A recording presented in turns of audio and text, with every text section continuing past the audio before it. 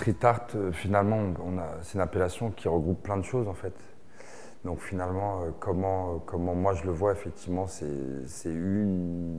un angle potentiellement de ce qui se passe. Après, je dirais que limite, chaque intervenant, chaque passant, chaque artiste a vraiment une vision de ce que peut être le street art. Pour moi, c'est quoi? C'est finalement une forme d'art qui va au contact des gens, en fait, y compris dans certains quartiers comme ici.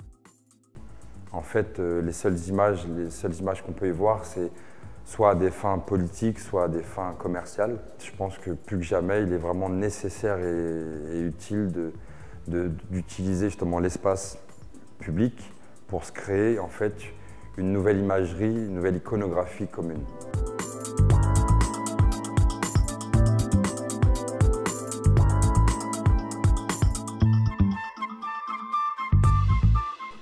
Je me situe en couleur, en fait, pour finalement un petit peu justement me positionner par rapport à la ville. Pour prendre vraiment le cas de figure qui nous intéresse, justement les performances et les interventions dans l'espace public. Donc une fois de plus, j'essaie de contraster avec plutôt les villes, plutôt une certaine grisaille. Donc l'intérêt, c'est déjà voilà, de capter l'attention des gens en essayant d'amener un peu de chaleur par ces couleurs. Et c'est aussi le prétexte à finalement créer des passerelles entre les gens, d'essayer de les faire adhérer, de les amener dans mon univers.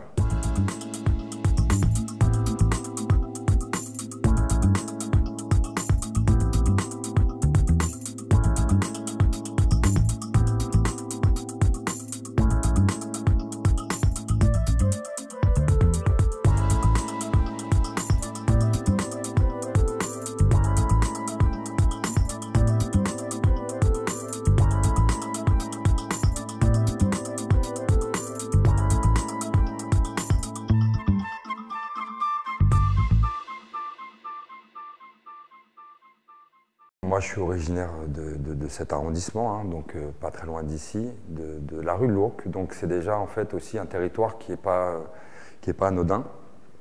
Et typiquement, en fait, dans les années 80, donc la culture hip-hop est arrivée en France, elle a déferlé sur l'Europe en provenance des États-Unis.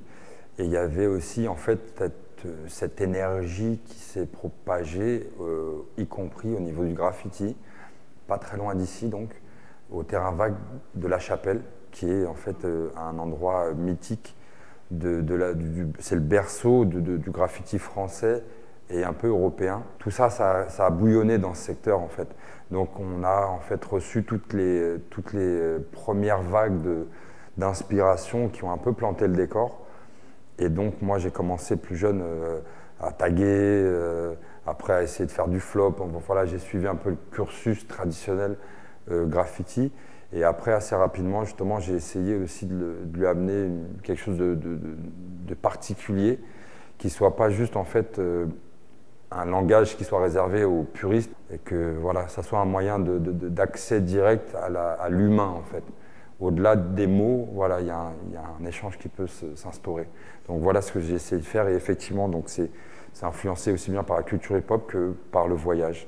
Parce qu'en étant né ici, une fois de plus, en fait, c'était déjà un creuset de culture.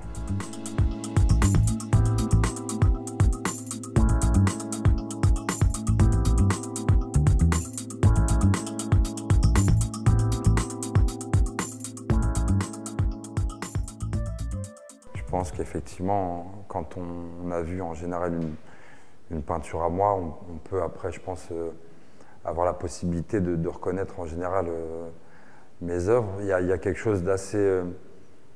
ouais, il y a effectivement quelque chose de tribal, de primitif, un peu art brut. En fait, c'est un peu, une fois de plus, hein, j'aime bien la métaphore culinaire, c'est une sorte de pot-au-feu, couscous, mafé. On a un peu voilà, tout un tas de petites épices qui font qu'au final, je pense, on peut distinguer mon travail. Avec les années qui passent, effectivement, ma pratique continue à évoluer. Par contre, je pense qu'il y a effectivement quelque chose que je conserve.